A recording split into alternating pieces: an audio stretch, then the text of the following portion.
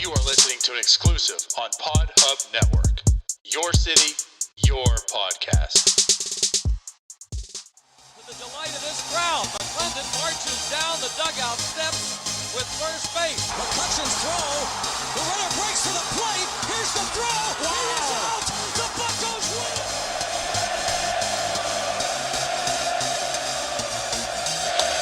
That ball's hit well to left center field. Back toward the track. And that ball is gone. You are listening to the North Shore 9 podcast. Follow them on Twitter, Instagram, and Facebook.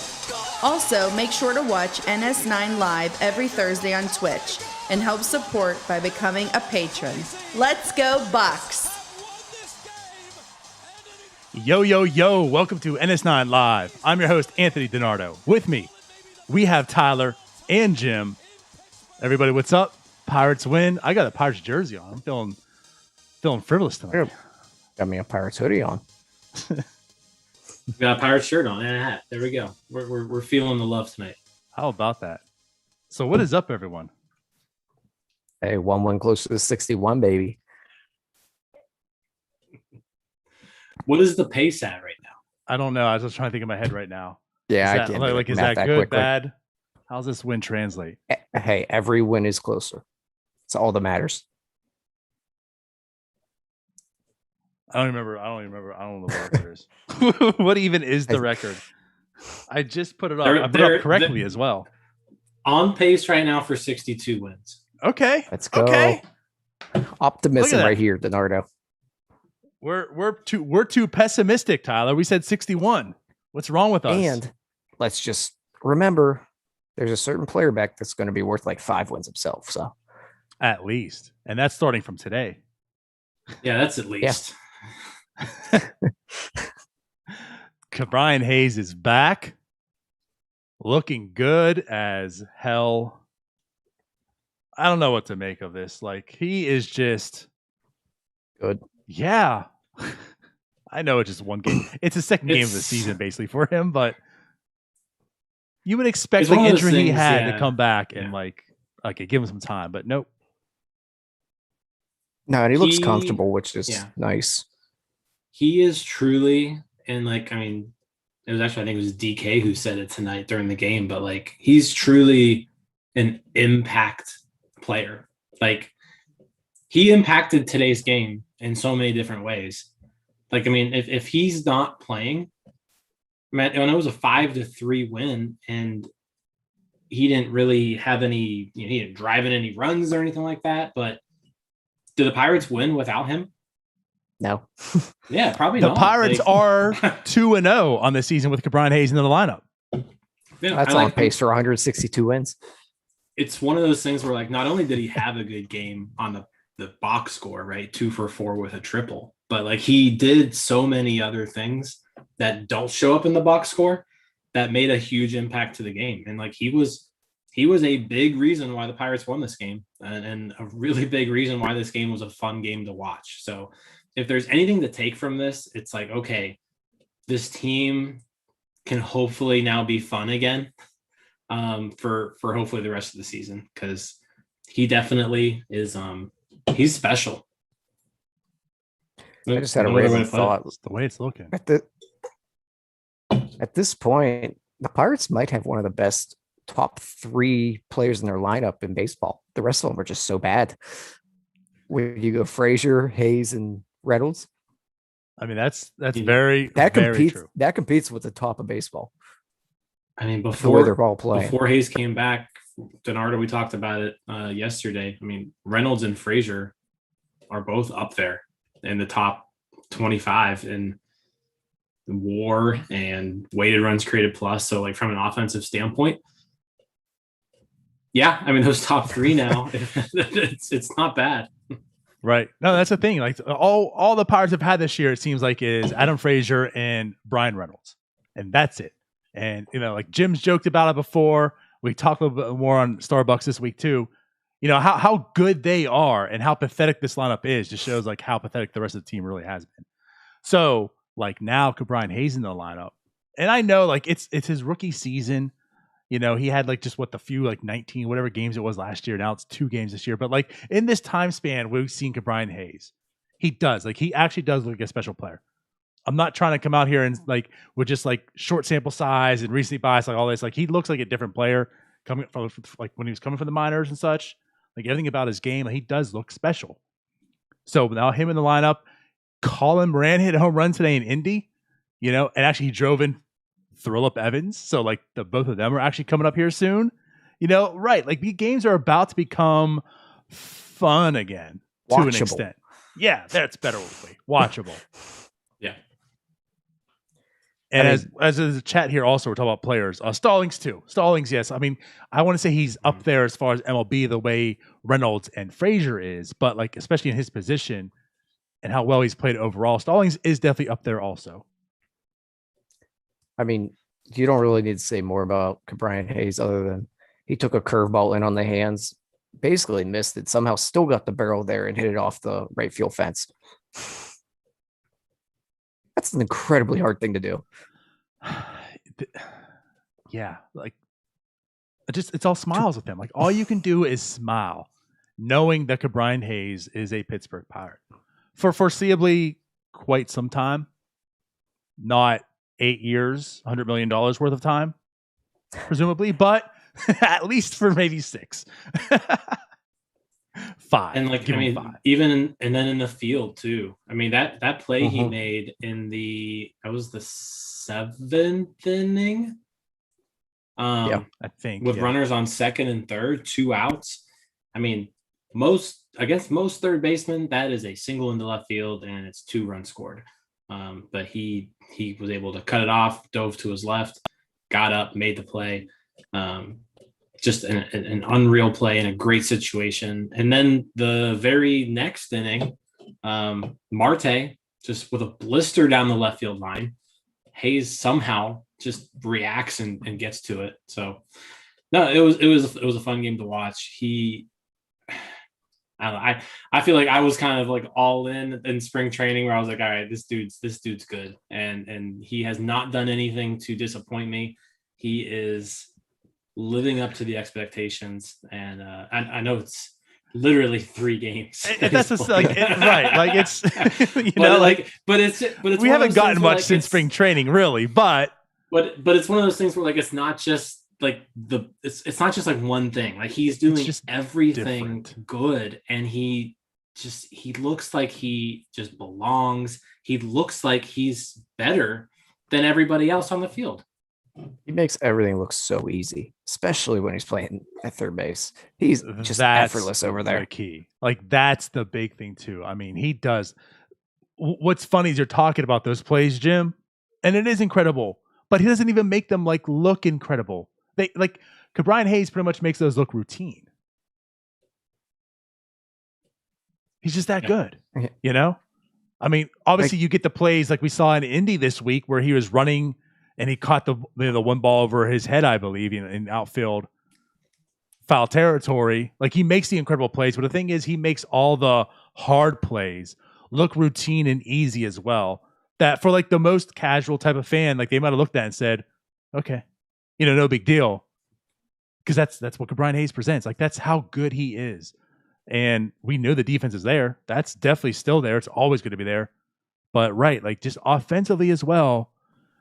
I mean, I'm won over, like everything he's shown to this point, whether it was the few games last year, the spring training this year, and of course now the few major league games we've seen in the season, like it's different. He's different. He's so good at third base that I actually thought he should have made the play at one point when Hernandez was running home on a dribbler, which nobody makes that play. No. But in my mind, I was like, oh, he's got that. He's got him. And then I had to rethink it and go, no, nobody's going to make that play. Yeah. So I guess we should bring it up. The Pirates do win. As we mentioned, they beat the Marlins 5-3. Jacob Stallings comes through in the clutch. Bases loaded. So Reynolds gets walked. Polanco gets up to bat. He battles through. This is the point we're at with Polanco. We're impressed that he got a walk. Not a hit, right? Like not He didn't strike out. That's how happy we are. He walked, but he battled through that. He gets on base. Bases are loaded. Stallings is up. Boom. Crushes it. 3 runs. Double. Pirates win. This is a good game.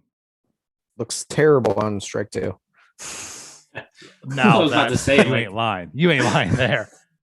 That's what I was about to say. It was a hell of an at bat because he got down 0-2. He looked bad with strike 2. It was a sinker that ran in on him, and he kind of just swung and got tied up. He didn't really know what he was doing. He gave the Trevor Bauer sword. Yeah, so it was a bad. So he was in.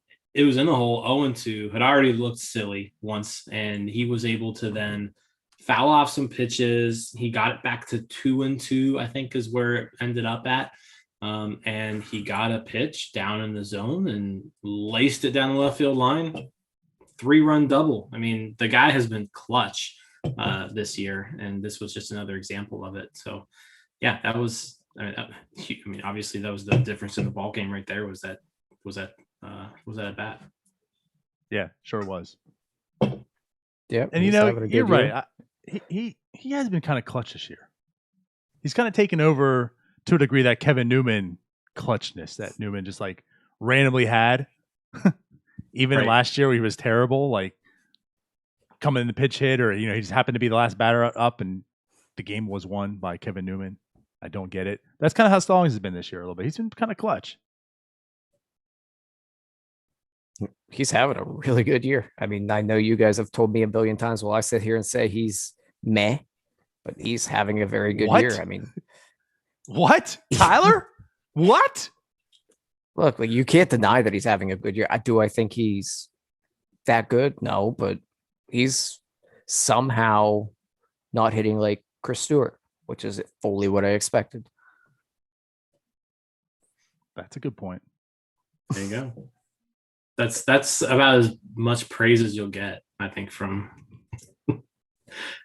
Tyler. Look, that throwing the guy out at second base on a ball that gets away that's sidearm that was a hell of a play. There's a lot of good defensive plays today. There was. Yeah, that was big. And then really, on honestly, both they sides, should have really, even too.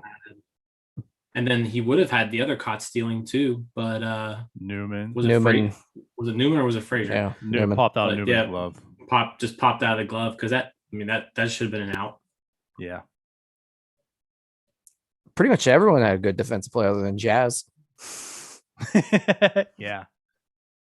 Well, Jazz made it look good. Jazz, he made it look good pretty. Looking plays, but it just didn't end up actually getting. Except for the one Reynolds smoked at him, and I was going to say birdies too. He got an out, but when Birdie just like fell throwing the ball, that also wasn't too pretty, but it worked at least.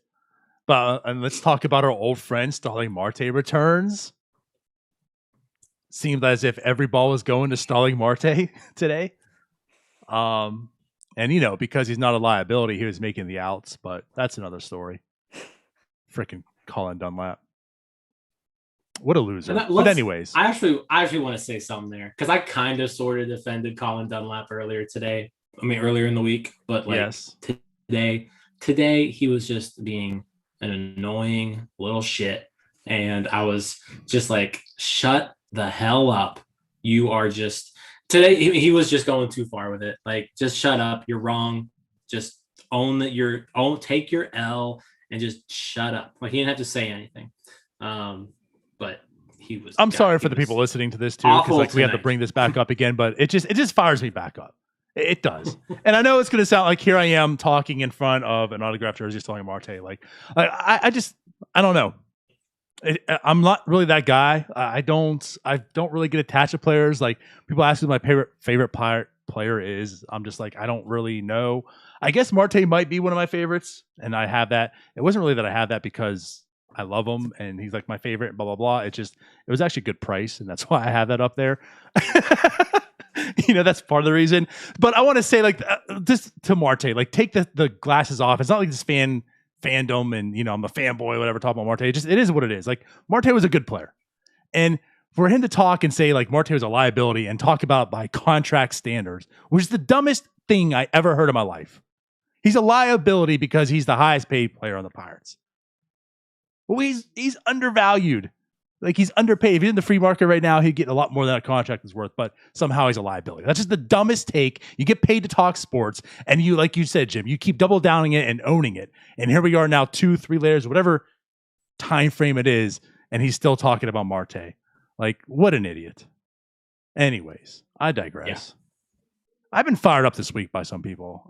You have been fired up. The old NS9 is coming back out, I feel. We've been too nice lately. See, I'm the calm one today, which is shocking.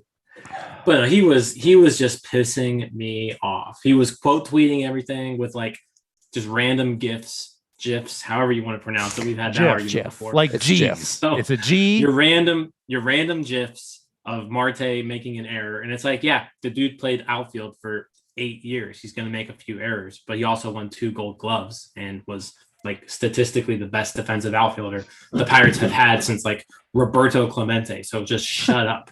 God, yeah, he was annoying tonight. Right. And like you said, like he posting the gifs of, Marte making a bad play. I'm like, I can play his game too. I found one of Mookie Betts with the Dodgers. Like, you're going to happen. He's been here playing baseball since 2011. You think there's not a play he screwed up? But yeah, you're really owning everyone on how terrible you are in your analysis of Starling Marte. Just looking like a fool. Yeah, Starling Marte. The Marlins are so pissed they have Starling Marte. I'm sorry, Tyler. I'll stop. Yeah. Go ahead. Oh, I got nothing. I mean, it was stupid when he said it's stupid now. I just take it with a grain of salt like I do every other analysis he has. Yeah, but you have high blood pressure if you take every stupid take you have with salt. Yeah, I mean, at least he's not like, I already do. At least he's not like out here criticizing mental health stuff. I mean, it could be worse. No, at least he's not doing that. Jesus. But yeah, no, Starling Marte. He was fun to watch. Yes. It was like, and it was one of those things where like after 1 or 2 innings, you were like, oh yeah, I remember this guy. He was fun. And he's the same guy as he was before. He struck out a few times at the plate. He made things look easy in the outfield that probably wouldn't have been easy for other players. And I think he finished 1 for 4 today. Would have been 2 for 4 if it wasn't for that Hayes play. So no, he's. I agree with you. He was one of my favorite players. And he was just there. He was there throughout that whole rebuild process, right? So it was kind of like once Marte came up, okay, boom, now the team was really good. So it's hard to not have some sort of attachment to a player like that. Someone, was it you, Donardo, who put like Marte's WAR and then Jason Bay's WAR, or someone put that up today. Someone put that up. I quoted that to say, yeah. It was, and it was like Bay has 28 career WAR, I think. Yeah, like everybody looks at Jason Bay and like absolutely loves him. Well, Starling Marte was the far superior player. If you compare the two just head to head, why don't we love Starling Marte? Yeah, Marte either, right? And he was around on winning teams, good Pirates teams. So, right, because truthfully, because everyone expects him to be the next Andrew McCutchen, and there's only one Andrew McCutchen. But yeah, but like even Andrew McCutchen wasn't expected to be what Andrew McCutchen became. Also, Yeah, I know, but once McCutchen became McCutchen, Marte was supposed to be the next McCutchen. Polanco was supposed to be the next McCutchen, and the 2020 outfield. Not year. I meant the 20 home run, 20 stolen base outfield that was supposed to happen. That never happened in baseball history, and then that outfield never happened. Right, never happened. Right. Yeah, no, I'm with you. And just to put it out there, so I quoted that tweet saying how since 2012. Marte is the 34th ranked player in all of baseball as far as WAR goes. So, again, to speak of how like Starling Marte's career it's been very fine. It has been fine. I take that back because the way Jim's used fine on this show, that's almost like an insult. He has not been fine. He's been actually very good. And honestly, like there's been a lot of comparisons by myself and Tyler. I know you've been included in this somewhat as well with the whole Marte verse. Freaking Bryce Harper. I know the career path trajectory is a little bit better now. I should say it's better. Bryce Harper's taking another level right now. is a little bit different. But there's many years where you can look at them and say they're the same player. As far as like production wise, they're both about a 3 to 4 win player. And Bryce Harper gets all the love, all the talk, and there's Starling Marte that is a liability to the Pirates. So one guy signed for $300 million, and one guy is just playing for the Marlins on like $12 million right now, $15 million, whatever it is. Anyways, I mean, let's be truthful. One guy's Bryce Harper, one guy's Dominican. I'm not going to go there. I know that I will. That's thrown out if we're talking about Shane, then yeah. Yes, for some people, I'm sure, but I just think like it's just a terrible take because it's just from a terrible analysis. But Marte got like pulled down by a few dumb decisions really early, like baseball dumb decisions where everyone thought he had an awful baseball IQ, and then everyone just hated him. It's not as if those didn't happen. No, they happened. I know they did. And that's why I said like he was, to Jim's point, as you mentioned, like right when you watch him again, it was like, man, like I do miss watching Starling Marte. This guy was fun to watch.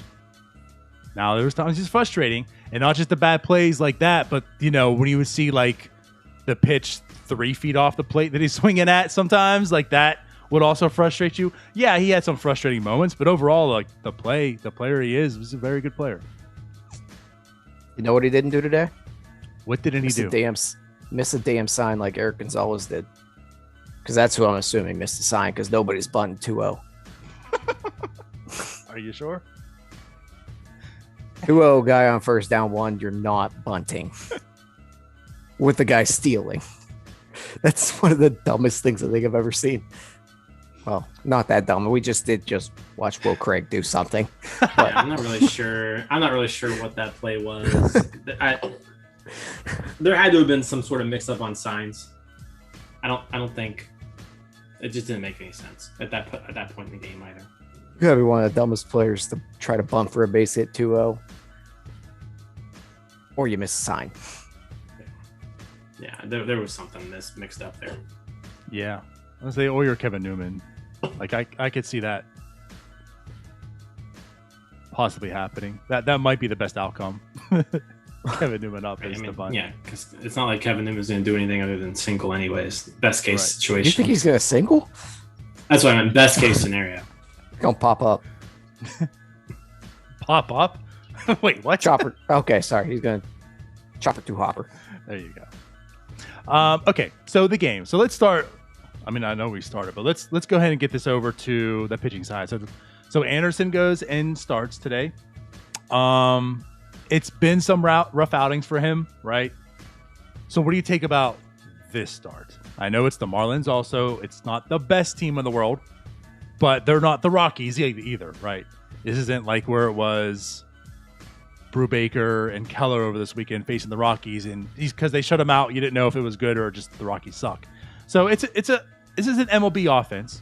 We'll put it that way. So what's your take on Anderson's start today? I thought he pitched fine. I mean, really, he shouldn't have given up 3 earned. Clay Holmes did his job. He came in, got ground balls. And I mean, really, I can't really complain about it. The velocity was where it really should be, and he did well at affecting hitters' timing. Really, he was fine. In Jim's words, fine. Yeah, I agree. Especially the first 5 innings. I mean, he was mowing. Oh, what's going on? Stupid. It's an ad. Pop-up ads. But no, the first 5 innings, he was just rolling through the lineup. He was being super efficient, not throwing a ton of pitches. Marlins really didn't get much going on. And then, in the 6th, got into a little bit of trouble. And then Sheldon just straight up just pulled him. Didn't even really give him the chance to get out of the trouble. I think at that point he'd only thrown 75 pitches somewhere in that area. But it was a close game, so Sheldon, brought in Holmes. And like Tyler said, I mean, Holmes did the job. Holmes gave up some really weak contact. You would have liked to have seen Holmes maybe get a strikeout or 2 in that situation. But got weak contact. It just, the first time it was just too weak, right? Didn't even get to keep Ryan Hayes quick enough for Hayes to make a play at the plate. So his only play was at first. And then the second, weak contact just squibbled through the right side of the infield. So, 2 runs ended up scoring. But all in all, I thought he looked good. Overall, it's a fine start, like Tyler said, fine start. 5 in a third innings, 3 runs. It's not a quality start, quote unquote, but it wasn't bad. Yeah, and like I think too, like it seems like a pattern. 0 walks today, no home runs. That was a plus too, because you're starting to give up the long ball a bit. No home runs, 0 walks, 5 hits. Solid outing. It was a nice bounce back. I'll still say bounce back. A nice bounce back from his last start. Bucko Mike just said Tyler's dropping in number 2. Yes, Tyler just left. He's back. It was a quick one. I have to go yell at my dog real quick. It's cool. I just took a sip of Truly and I just spilled it all over me. Oh, I have the Bud Light Seltzer. I've never tried it yet, but it was buy one get one. Not bad. I've had it for like 3 weeks, I feel, and just have yet to put it into the fridge to try one. I need to do that. I got 30 rack of Busch Light, but it's about gone. I'll just continue drinking water. But yeah, like I was not going to say impressed, but it was good to see Tyler Anderson have the start. It was okay. Howard though, once again, Howard is like, he's the real deal. I don't know how to say it. Like he's a whole different. He was good last year. Like he was that nice surprise last year, and you're going to give him every opportunity and chance to be in the bullpen this year. And he has just done the damn thing.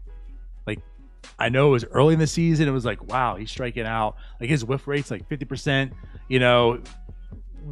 How incredible is this? And he's still like sustaining it. Like here we are now, and it's June 3rd, and he's still doing this type of stuff.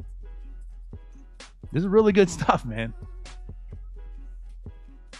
Rockies. It's it's kind of crazy. Because it's not like he doesn't like overpower you with the fastball, but his average velocity on his fastball is what here, 93.6. So it's like nothing special, especially out of bullpens nowadays. His slider is not even a good pitch according to StatCast, like in terms of movements, but like it no one can hit him. It's pretty crazy. I think we touched on it a little bit earlier, but like he's just shown really good command of his pitches. And especially that slider. Like if you look at the heat chart on the slider, like he's throwing that slider exactly where he should be throwing his slider. And that's the thing with pitching and hitting. Like no matter how good of a hitter you are, if the pitcher makes his pitch, you're probably not hitting it, right? Regardless of what the pitcher is throwing, if he's locating and commanding his pitches and doing what he wants with them, there's not too many hitters who can really do anything with that. And that's what Sam Howard's done just all year long. He's executing his pitches, doing what he wants to do. And hitters, even though this stuff isn't overwhelming, because he's doing what he wants to do with it, they're not able to do anything with the pitches. He's still walking like 20% of the batters he faces, though.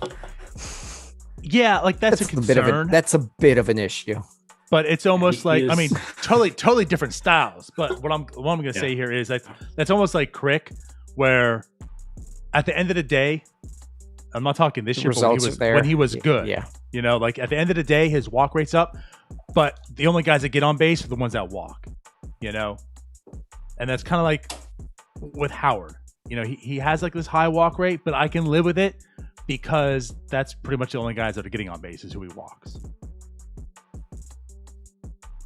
Does that make sense? Yeah, but at some point, Bruce is going to come home to hatch there. You can't. Yeah, at some point, if he's not executing his pitches, right, and he walks a batter in a close game, and then next thing you know, you leave a slider out over the middle of the plate, and then it ends up 10 rows deep, and in right field or left field, then that's when the walks start becoming an issue. I think relievers can sometimes get away with it, as opposed to starters, just because they're dealing with such small sample sizes all the time. So it's like you can actually kind of get lucky as a reliever, more often than not. You can also get unlucky as a reliever. Jared Hughes made it. Jared Hughes made a career out of it. Yeah, I mean, it can be the other way too. But I think as long as he's executing the pitches and not allowing hitters to hit the ball hard off of them, and if they aren't hitting the ball hard enough that they're striking out, then it's working. I'm cautiously optimistic on him, mainly because the strikeouts are there. Like, he's still K-ing guys at an insane rate. So you can kind of live with the walks. It's not like he's dancing through raindrops with balls in play. He's still getting the K, but those walks are eventually either going to come back to bite him, or he's going to have to take care of that. And I guess what I'm getting at, like I get that. I'm not. What you're saying is absolutely true. I mean, like, if he walks someone, gives a home run, there's 2 runs. I get that part. But like, I guess what I'm getting at is, like how I mentioned with Crick, with Howard. I mean, he's averaging 4.3 hits per 9. Like, he's not allowing hits at all for the most part. Kind of like how Crick was. Like, the only guys getting on. So if you really look at the guys that are getting on base, whether it's a hit or a walk, he's still probably below average than pretty much everyone else out there. It's just his come via walks, opposed to hits on most other guys. You know what I mean? I'm just curious. Now I'm going to look at how many balls have been put in play against him. It's probably not many. Probably not. 35. 35. It's a walk, hit, or home run. 35 batted balls. And hitters are hitting not very high off him. So no. Do we have a 3 true outcome pitcher?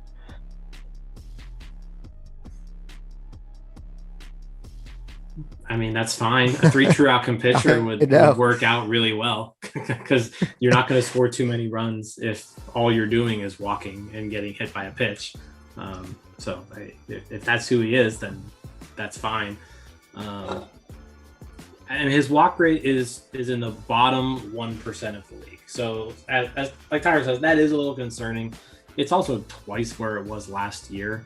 So I wonder too, like if that's kind of an anomaly, because that's actually a lot higher than it's been his whole career. Mm-hmm. Like, he's normally hovered in like the 10-11% range. And now it's jumped up to almost 20. The strikeout rate though is nice. 36%, top 5% in baseball. So as long as you're striking out that many people, the occasional walk isn't going to hurt you as much. He's given up 9 hits and 3 of them are homers. Yeah. That's percentage wise not good, but 6 earned runs and given 3 up home 9 runs. hits all year. So yeah, that'll play. All right. So yeah, there's Samuelson, Howardson. Yeah, I mean, Crick did come to the game again today. Like, Tyler, you had some discussion on him earlier. I'm in agreement. I mean, go ahead and tell us about Crick. Yeah, so if Donardo wouldn't have been a moron and forgot about the good, bad, and ugly, Kyle Crick might have been my ugly. Because the way he is pitching right now, we're a team here. Ugly, man. One moron, we're all a moron. Unless it's you, Tyler. Then it's just you. The way he is pitching right now is ugly, especially the last 2 games. Walks at it. He basically hit 2 batters last game. This game he comes in and it does not look like he knows where that ball is going. The second pitch he throws hits the backstop. But man, there's movement on those pitches. It's just, where the hell is that thing going? And he's getting the results, so it's hard to really, like we just talked about with Howard, it's hard to get mad about it, but once again, at some point, it might become a problem. Yeah. I mean, at least Howard is in control. Crick just isn't at all. And I feel for every person that walks up into that batter's box, because that's got to be a scary thought when you see Kyle Crick on the other end, on that pitcher's mound. Mm-hmm. And he has no idea where he's throwing it. So you sure as hell know you don't have any idea where he's throwing it. So Beware. He's got the whole effectively wild thing going on right now. I mean, that's basically what it is. He doesn't know where the balls are going. The hitters don't know where the balls are going. The slider is moving just an unbelievable amount, like unreal. He's got 10 inches of horizontal movement on his slider.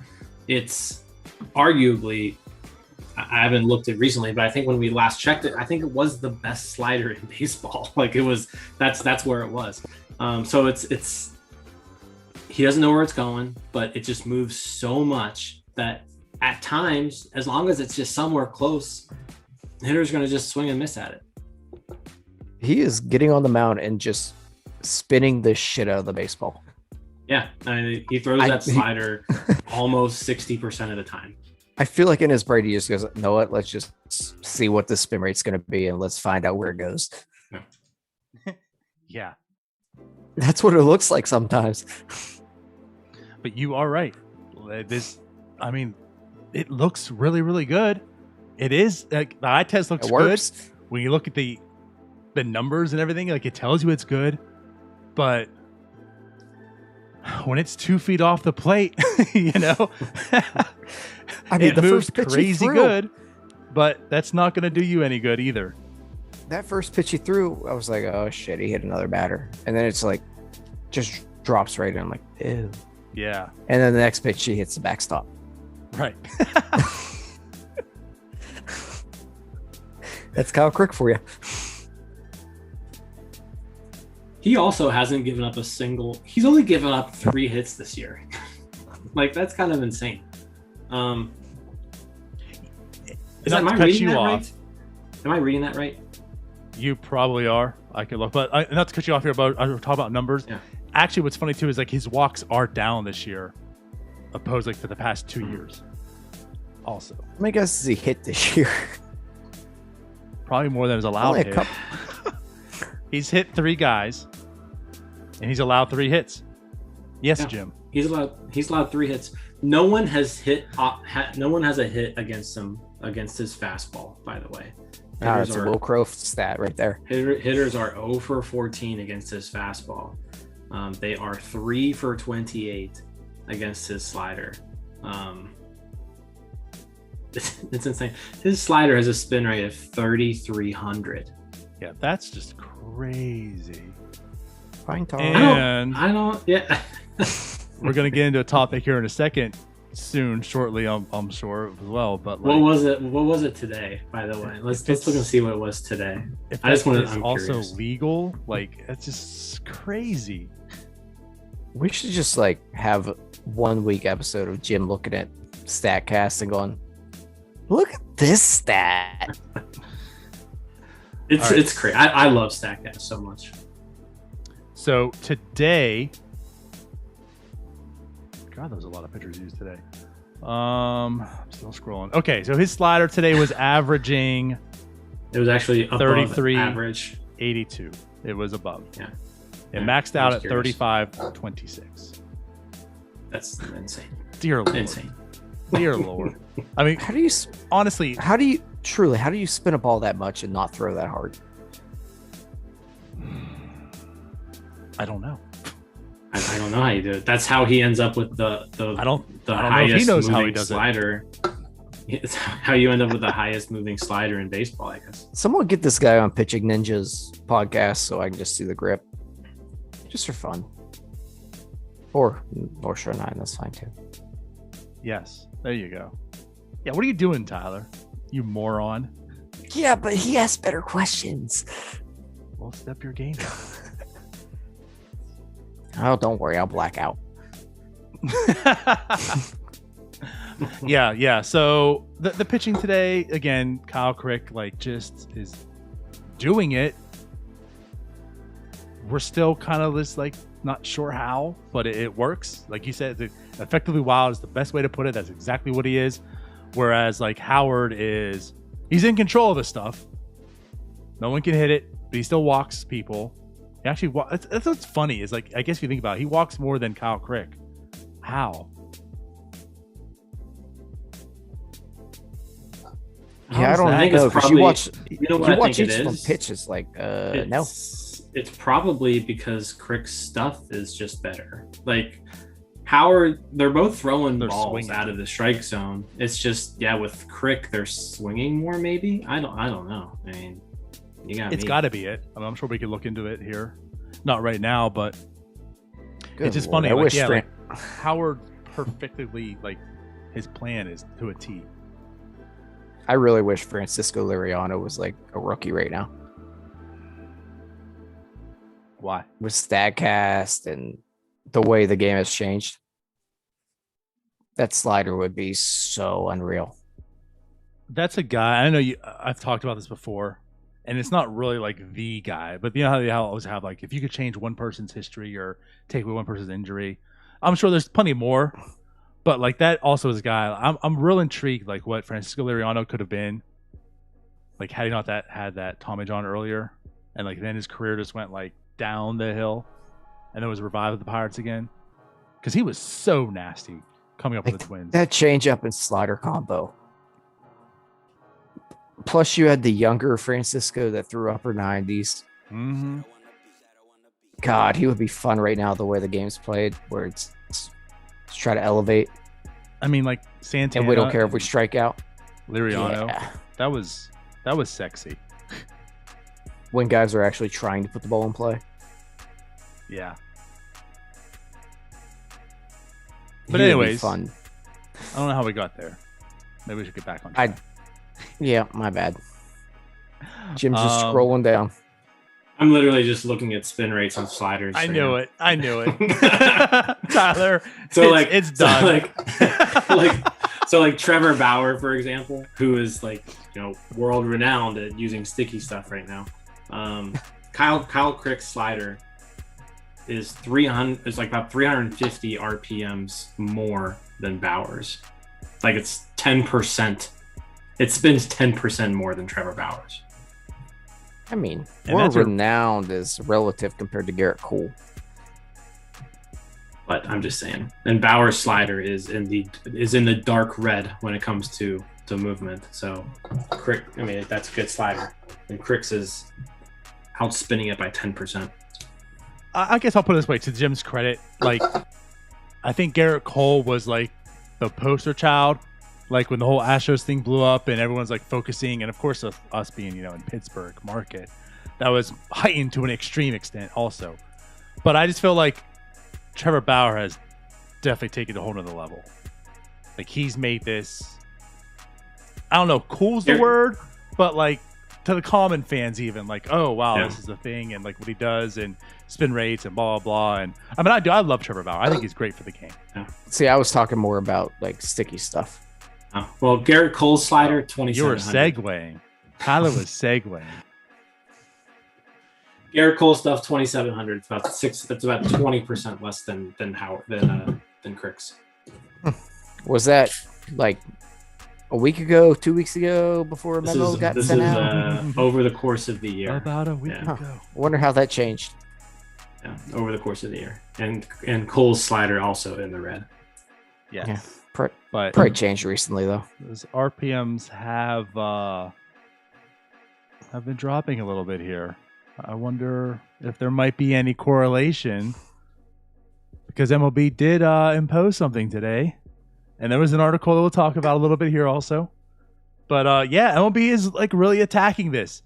We discussed this before the season because it was known that MLB is going to be checking baseballs and monitoring stuff, and they're really looking out for the sticky substances and the illegal stuff and blah blah blah, because these pitchers, and like they were going to use Statcast. Jim, you should have applied for this job. They were going to use Statcast to monitor to see in game if there's like differences in spin rates.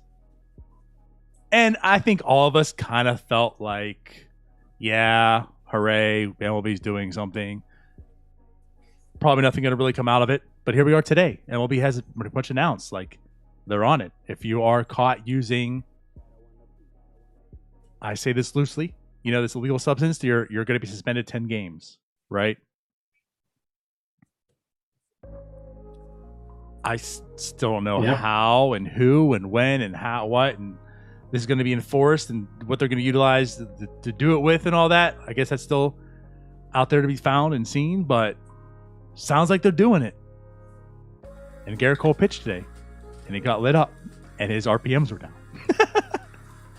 It is going to be interesting to see the first person they get, right? Like, because it is, I mean, who was it who said it was Schilt the other day for the Cardinals?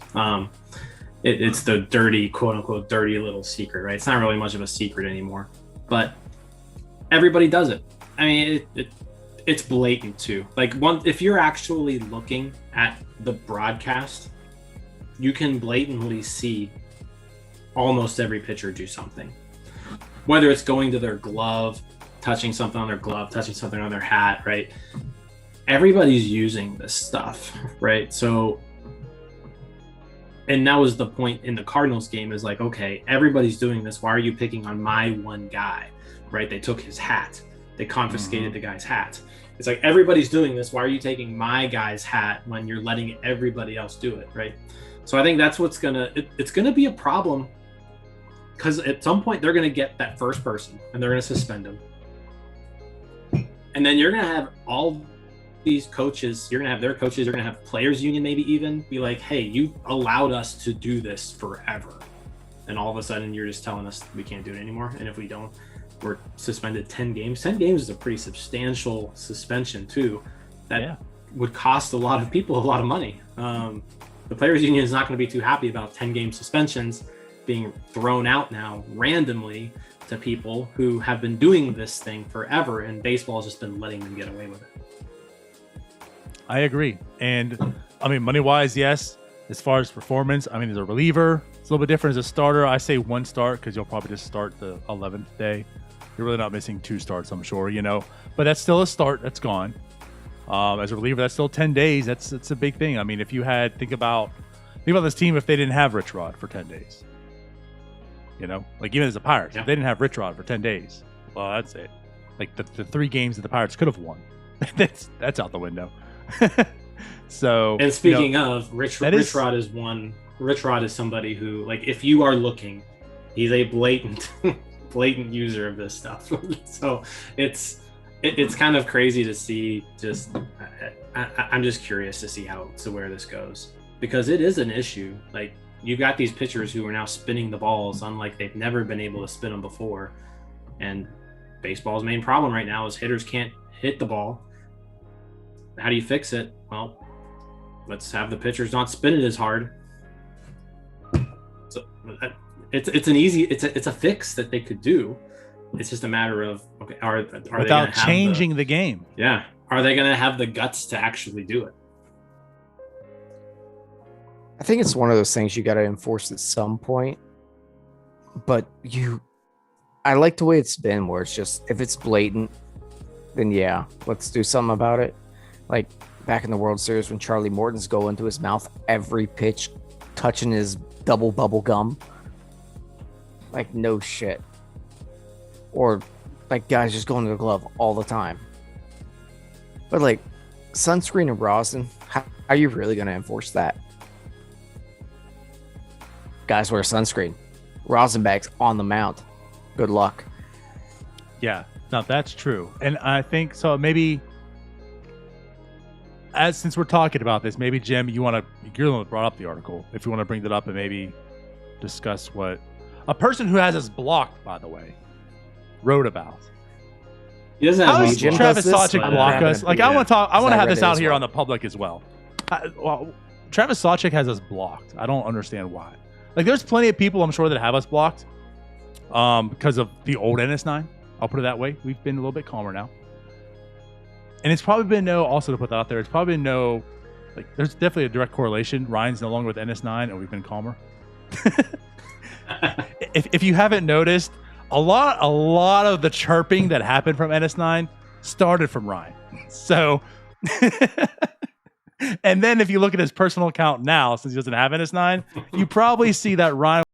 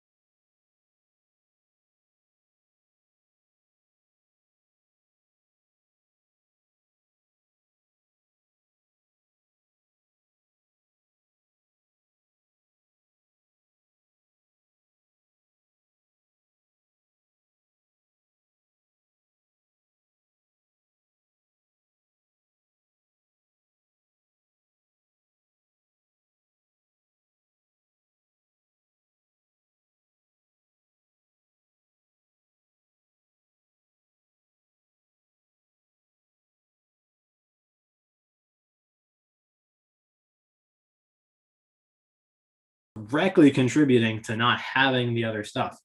So yeah, maybe instead of moving the mound back or lowering the mound or whatever it is we want to do, let's just enforce the rules that we already have. Let's just not cheat.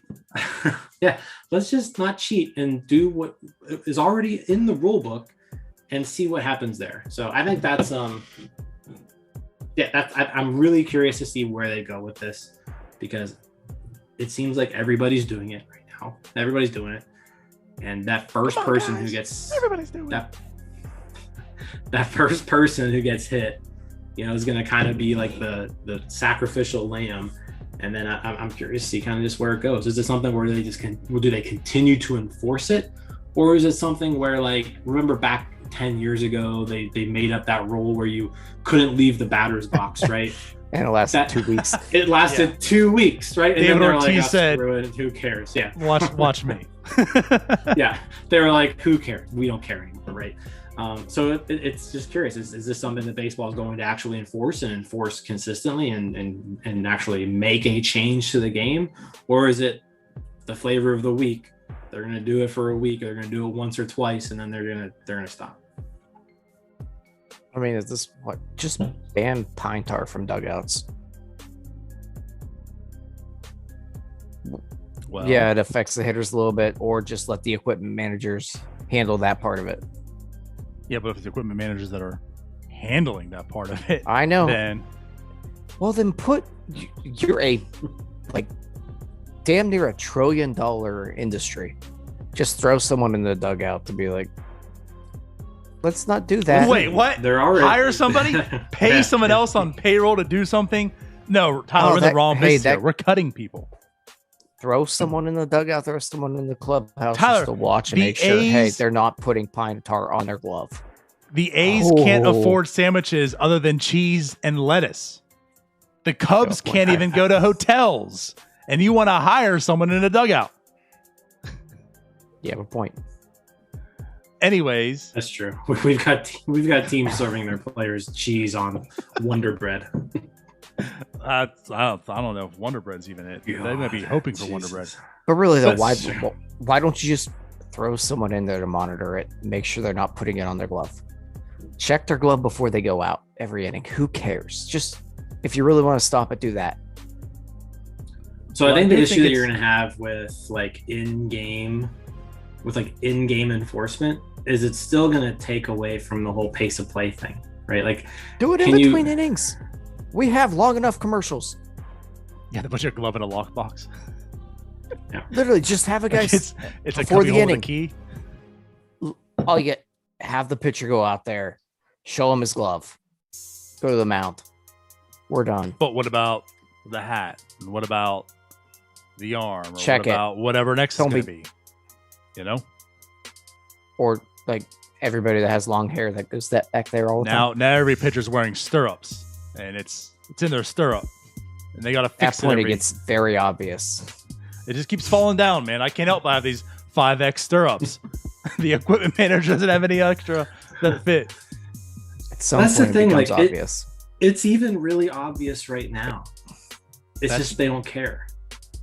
I mean, okay, you even have it like on the broadcast. They're picking it out. Yeah, And if you're we all can right. see it, if we can see it from our TVs, then like you can see it 60 feet away. I mean, That's the they're thing. just Either choosing not to enforce do it or don't. Well, and I think the thing is here, I mean, we're talking a lot of like, here's what we do, and it's in baseball's hands. I'll let them handle it. I guess I'm just more curious if they are going to or not. It seemed as if they're making a stance. Again, before the season started, they said they were going to do something. Here we are now on June 3rd, and they're enforcing something. They're implementing. So it's like we're at least on this pattern. It sounds to me like they've probably gotten it they've gotten enough data, plenty of data to support there's widespread stuff going on. And it just sounds like that's definitely it. And now players are even coming out. Like Josh Donaldson today on Twitter said, like, trust me, I got video galore. Who do you want to find out that's cheating? You know, like the people are speaking up about it. It's definitely out there. It's known. So I guess my concern is like, is baseball going to actually handle it? I don't know how Donaldson- to find out, but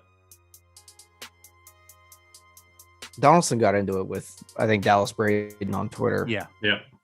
And I kind of agree with Braden where there is a line with it. Like, as I said earlier, sunscreen and rosin. Right. That's something you really cannot enforce.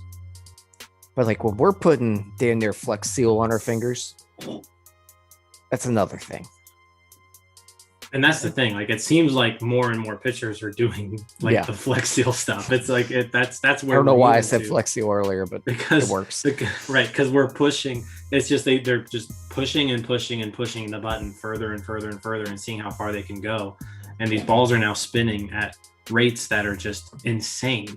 I somewhere in the article here, it actually says the difference between how much a ball spun.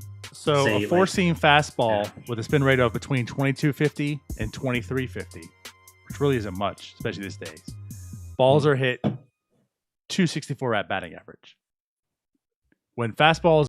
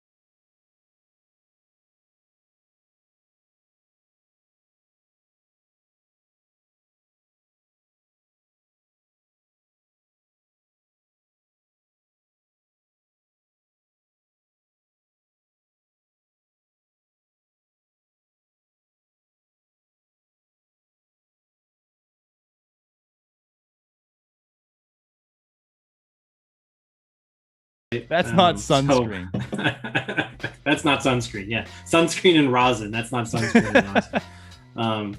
So yeah, I mean, it's so prevalent. And just another stat that I wanted to share. So in 2015, so this is just 6 years ago, the average slider had a 2100 RPM spin rate. Right.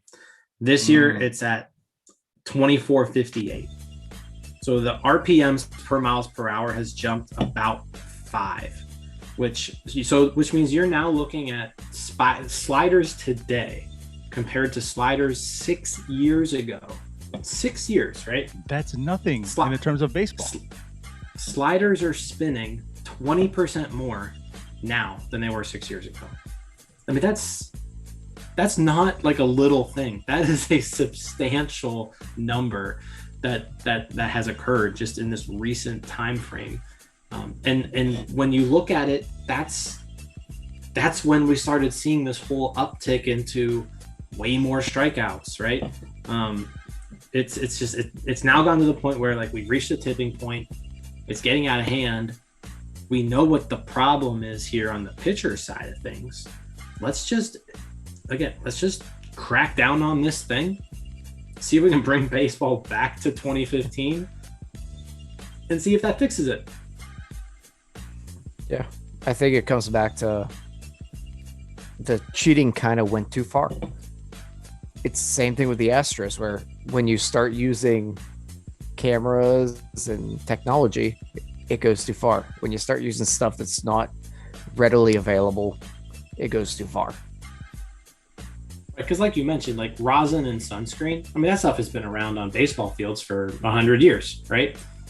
Have pitchers been using that throughout history? Yeah. And it at least didn't contribute to numbers like this. But then once you get into more advanced technology and stickier concoctions that these pitchers are making, like Garrett Cole, I mean, there's a text thread with the guy that he has that like there's this special thing that he uses. I need help with a sticky situation. Wink, wink. Yeah. So like he has like there are special concoctions being made now specifically designed for this thing. That's where it's gone too far. It just needs to be cracked down on. The rules are already there in place. Just enforce the rules that are already there. Yeah.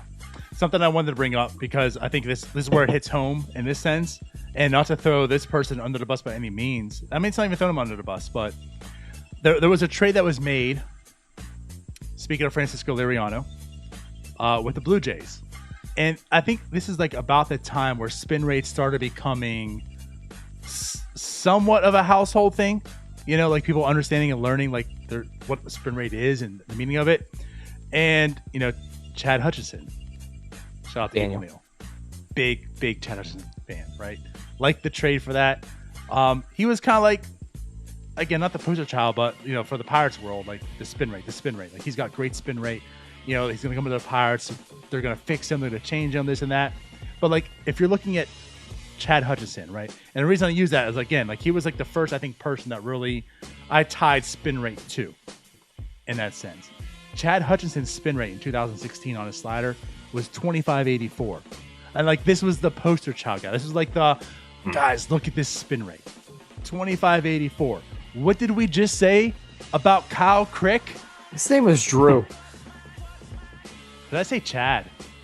You Twice. said Chad. Yeah, it was Drew. I said Daniel, so we're. You did say Daniel. I was wondering what you said Daniel about. Wait, who's Chad? Oh, I'm thinking of Chad Hermanson. Chad Hermanson is, I think. Chad Hutchison was a quarterback, I thought. I think I have no idea who Chad.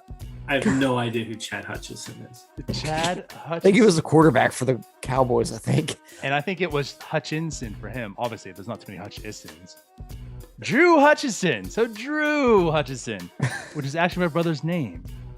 Drew Hutchison, yes. Average spin rate 2584. And again, Kyle Crick, like we're talking about 33. Like he hit 3,500 today. Like a whole 1,000 RPMs higher than Hutchison's average. It's just crazy good now. He still stunk. He did. He did. That one didn't work Was out. Much like how Hutchison? Yeah, he was bad. Yeah, he was bad. Much how Evil Neal thought Adam Frazier couldn't hit and was a bad player. He missed out on Drew Hutchison as well. Sweet. Chad, yes, Chad. Chad, Daniel, Drew Hutchison. Same as Kevin Stallings. Kevin Stallings. And Howard, what'd I say? Hudson Head?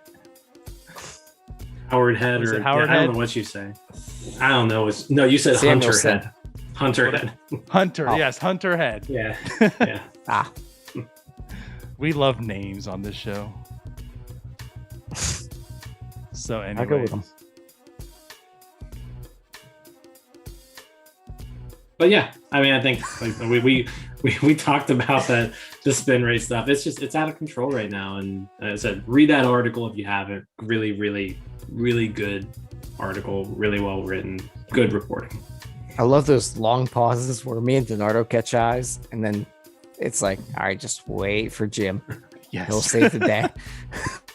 And because Jim's like always awkward. It's like, all right, yeah. So, So I'm not looking at you guys. I'm like I have stuff up. yeah, we know. I'm you're not looking at all. StatCast. I'm You looking have at 18 tabs up of 18 different StatCast Yeah. pages. By the way, This Chad whole thing, Hutchinson hands-free.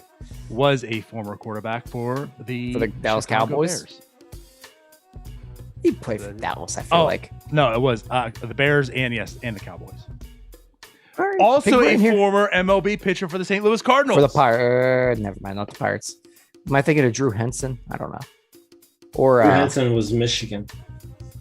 I don't know. My brain's Wait, broken. that's right. I remember this dude. This is a guy who played football like 10 years later, wasn't it? I think Tony Romo was around, like replaced him or something in that time frame.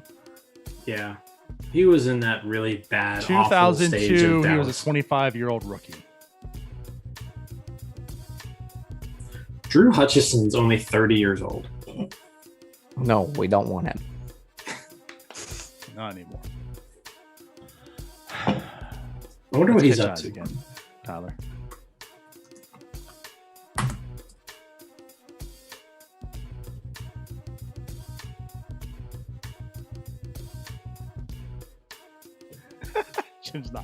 Jim's purposely not going to say anything.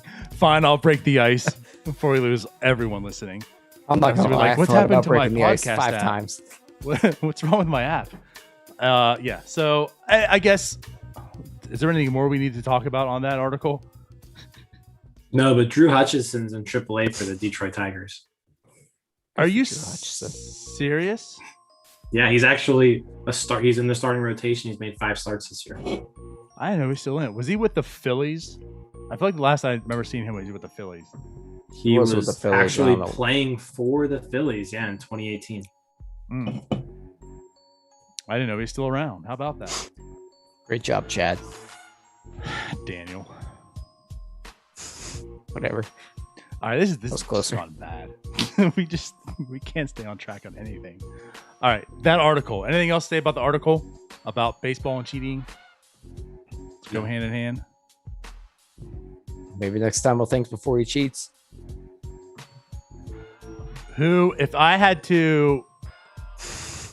If you had to bet money on the first person to get hit, put on the spot. It's going to be someone that's not worth anything. Yep. See, I don't know. It's not gonna be anybody worthwhile, I bet. It's gonna be some like middle reliever on the Orioles. I was going to say like It's gonna be Yuris Drew Familia, Hutchinson. if he's even still in the league. He's gonna be the sacrificial Also- lamb. He's gonna get called up for one game just so they can bust him. We're talking there shit, were, but it'll probably be like RichRod. There were 4 minor Actually, leaguers yeah. suspended yesterday. Actually, I didn't even know that. Are you serious? 4 minor leaguers suspended yesterday. 2 were in the White Sox organization. Ooh, It's going to be RichRod it's gonna be Keuchel. or Crick. It's definitely gonna be Keuchel. MLB's gonna White take a stance Sox- like that's how we're also gonna get back at the Astros. Yeah. White Sox, Giants, Rangers all had minor leaguers suspended 10 games. Interesting. And minor leaguers don't have a union, so they can't even like appeal it or anything. Of course. I mean, they're lucky They to just get have 2 to pieces of take it. bread that don't touch. Can't even get him on MLB The That's Show. true. They're suspended 10 games. That's probably like $200 worth of pay. Like, I wonder if like do they have It's to like a find their fourth own? of their So sad. income. Do they have to find their housing like for the week to 2 weeks or whatever? Like, do they get food and housing? These were all A-ball players, by the way. They were all in A-ball. Wow. Yeah, Buckham, I said Contreras. Let's hope not. No Ronzi Contreras. There's enough players going on the IL for the Pirates and their minor league affiliates.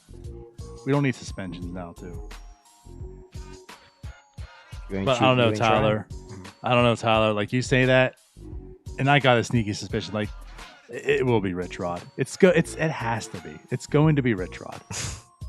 RichRod's spin rate went up today, by the way. So whatever they said, RichRod was just like screw you guys, I don't care. He's in honor of Colin Dunlap. I'm just gonna double down. I'm gonna get more sticky situations on my fingers. Yeah. He's like, I'm gonna put it on my left hand too. Just.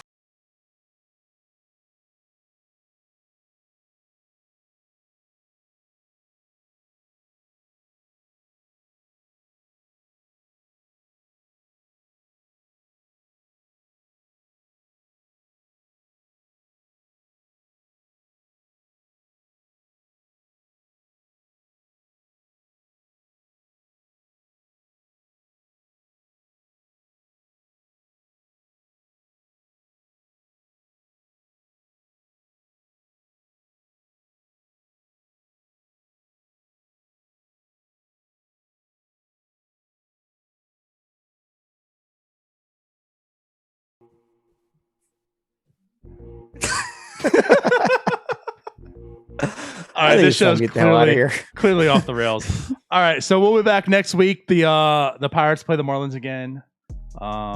We got an interesting rotation lined up. I'll say Will Crow did get sent down. Brubaker's back, but not going to be starting. I didn't see him. He's not lined up to start this weekend, right? Brubaker has to go through COVID protocols after he came off paternity Still leave. a thing. Yeah. Get vaccinated. Well, the Pirates aren't at the 85% yet. Yep. But they hope to get there soon, which is what we've heard every week for the past 12 weeks. So we'll see what happens. All right. So we'll catch you guys next week. Thanks for listening. Talk to you later. Bye-bye. Peace out, Girl Scouts. See ya.